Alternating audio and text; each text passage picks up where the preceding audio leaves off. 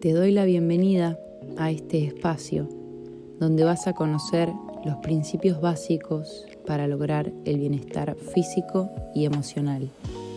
Ponete cómodo, cómoda y relájate, porque gozar de una vida sana y feliz es posible.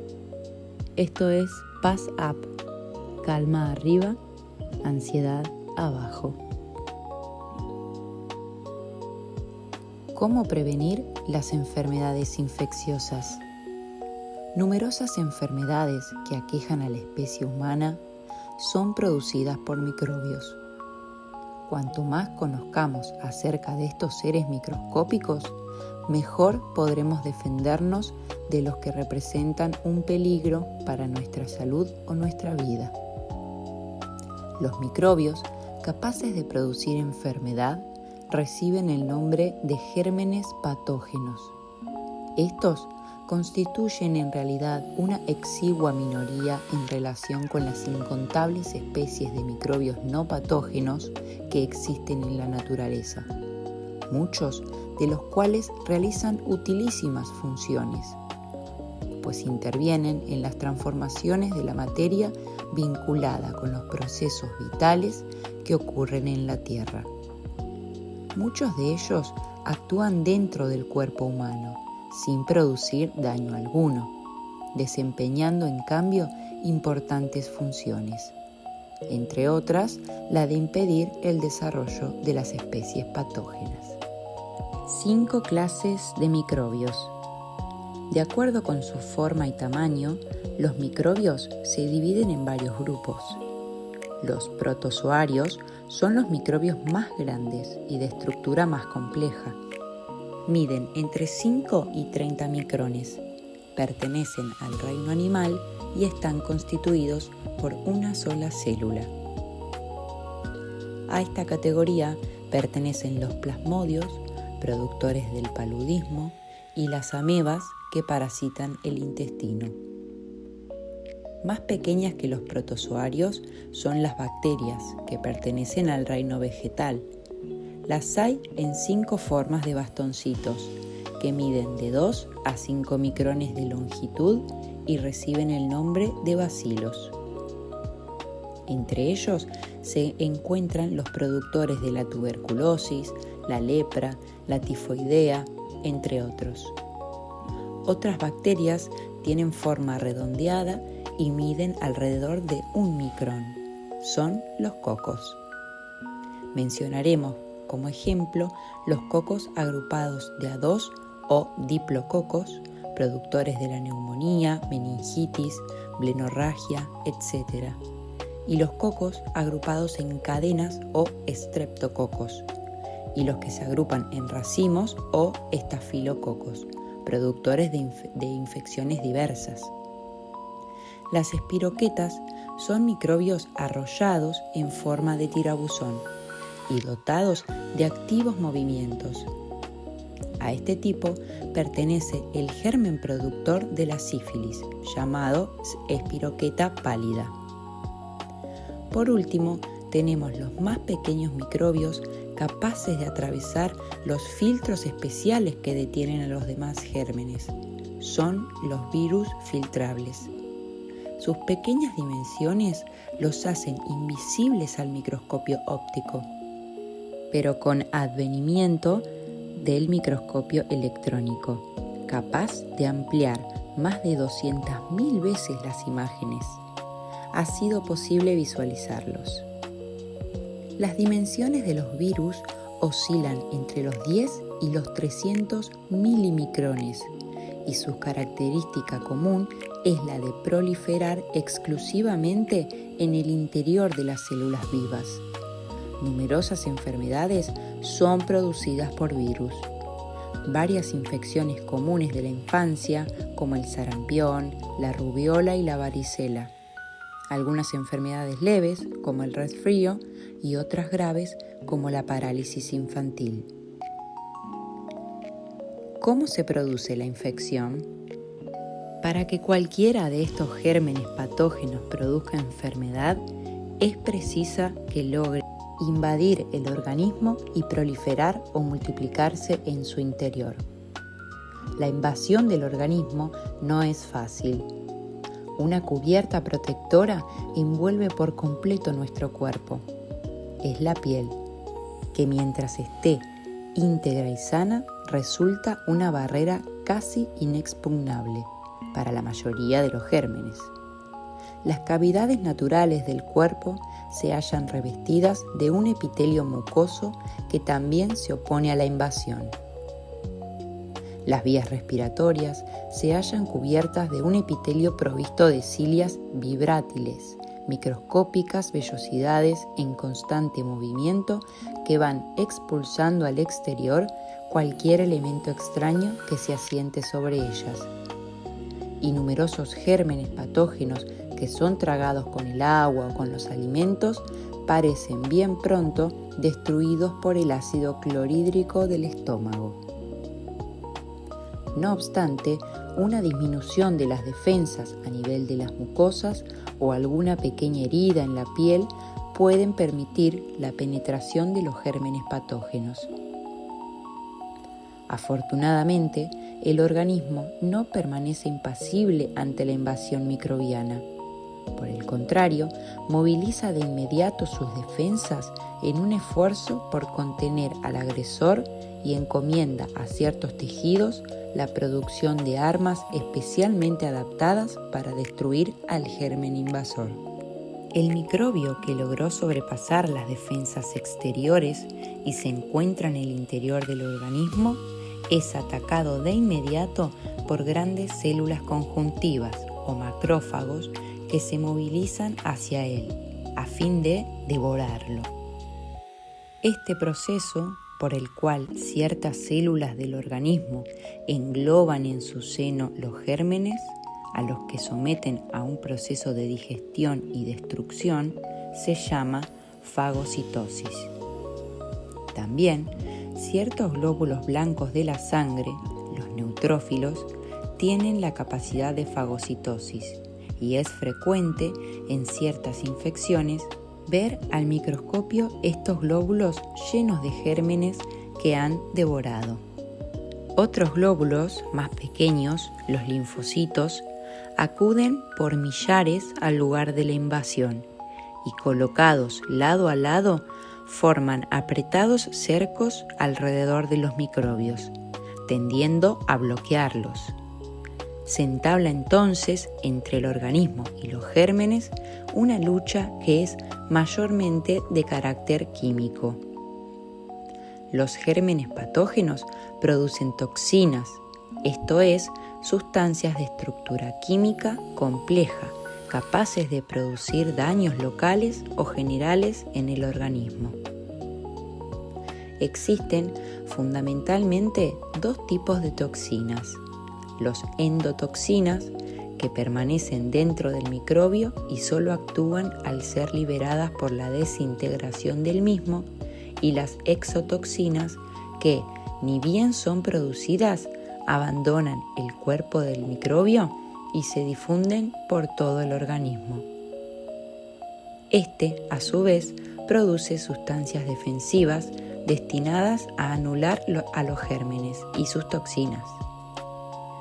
Estas sustancias son los anticuerpos, de los cuales existen diversos tipos, entre ellos las antitoxinas, que se combinan con las toxinas microbianas para neutralizarlas, y las bacteriolicinas, capaces de disolver y destruir los gérmenes. La maravilla de la inmunidad. Los síntomas de las enfermedades infecciosas son casi todas manifestaciones de esta lucha entre el organismo y los gérmenes atacantes. El resultado final de la contienda depende tanto de la agresividad de los gérmenes como de la resistencia del organismo. Si los microbios logran franquear las barreras defensivas y proliferar libremente en el cuerpo, batiendo con sus toxinas todos los intentos defensivos del organismo, la infección triunfa y termina con la vida del enfermo. Por el contrario, si los anticuerpos orgánicos y los demás sistemas defensivos ya mencionados logran contener el germen invasor para luego rechazarlo y destruirlo, se produce la curación de la enfermedad infecciosa. En este caso, los sistemas defensivos desarrollados durante la invasión microbiana no son desmantelados, sino que son conservados en previsión de futuros ataques. De este modo, queda el organismo prevenido y en condiciones de resistir nuevos intentos de agresión que el mismo germen pudiera realizar. Esta resistencia del organismo contra la infección es la inmunidad. Es por este motivo que hay enfermedades que solo se padecen una vez en la vida, como el sarampión, la varicela, las paperas. En otros casos, la infección cumple su ciclo sin producir casi inmunidad o produciendo una inmunidad muy transitoria, como ocurre en el resfrío o con los forúnculos. La razón de estas diferencias estriba en que ciertos gérmenes estimulan mucho más que otros la producción de anticuerpos en el organismo, es decir, tienen diferente poder antigénico. ¿Por qué son útiles los sueros y las vacunas? La inmunidad que resulta de haber padecido una enfermedad infecciosa recibe el nombre de inmunidad activa, porque el mismo organismo es el que ha fabricado sus defensas o anticuerpos. Afortunadamente, existe la posibilidad de producir este mismo tipo de inmunidad sin que padezca la enfermedad. Para ello, se introducen en el cuerpo sustancias o elementos sin poder agresivo, pero capaces de inducir al organismo a la producción de defensas. Son los antígenos, constituidos por toxinas especialmente tratadas o por gérmenes muertos o atenuados, de modo que carezcan de poder patógeno.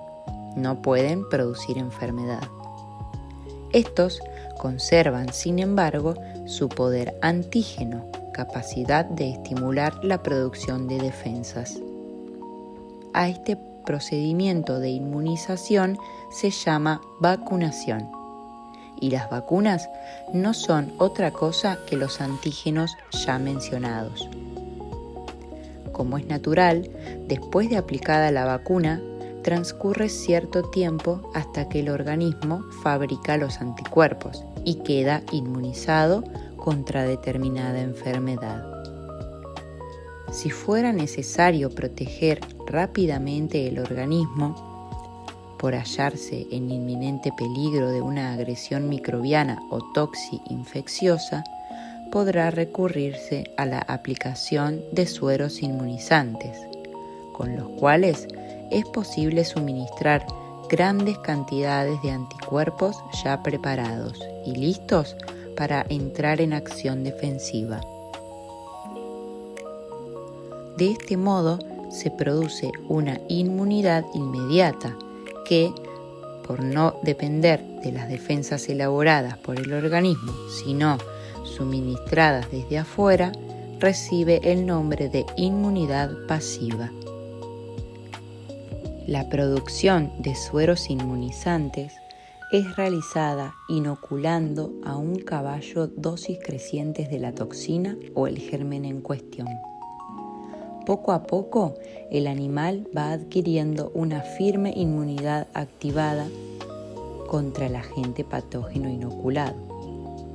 Cuando tiene una gran cantidad de anticuerpos en la sangre, ésta se extrae y de ella se obtiene el suero inmunizante.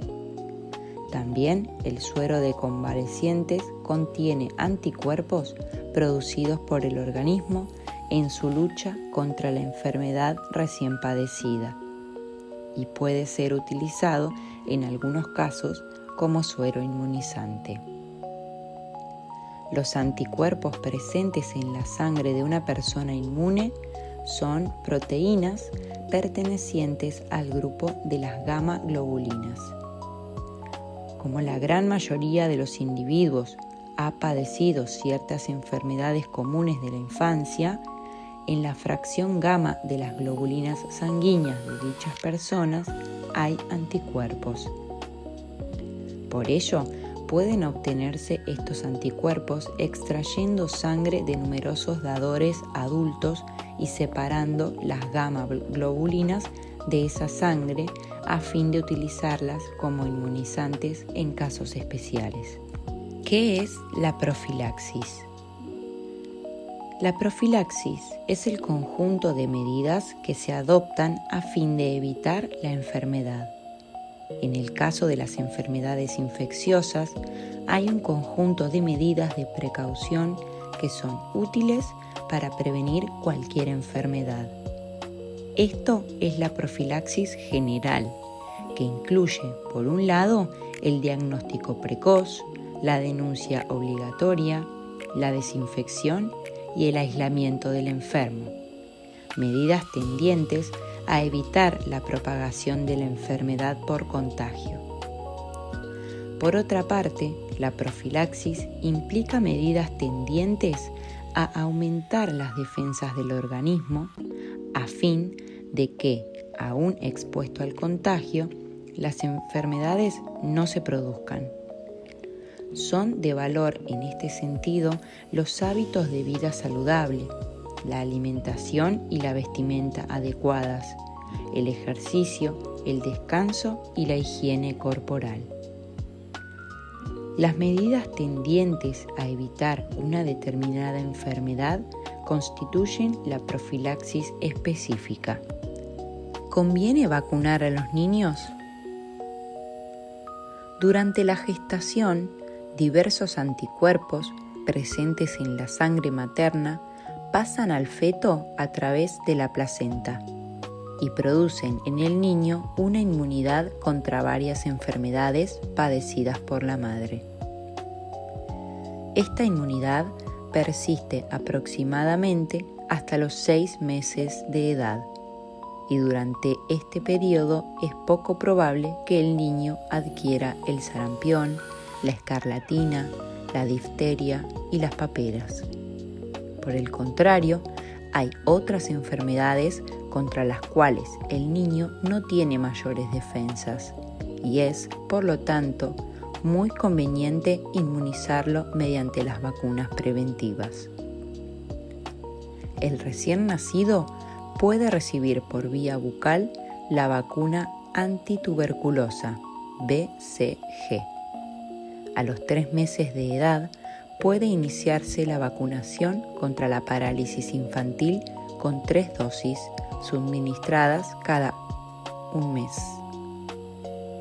A los 4 meses se inicia la vacunación triple contra la difteria, el tétanos y la tos convulsa, administrada en 3 dosis separadas por intervalos de 1 mes. Procediendo de este modo, el niño adquiere antes del año defensas que le permiten afrontar con poco riesgo las infecciones más comunes a su edad.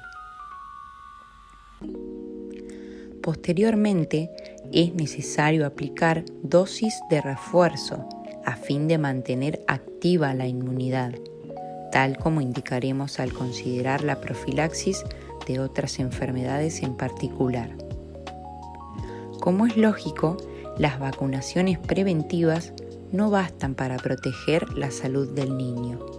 Por eso tienen tanta importancia como ellas los cuidados higiénicos y la correcta alimentación con un aporte suficiente de proteínas y vitaminas, que son esenciales para la producción natural de anticuerpos en el organismo.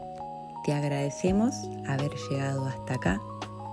En el próximo video vamos a detallar todos los hábitos relacionados con la alimentación para aumentar nuestra calidad de vida y tener una vida más sana y más feliz.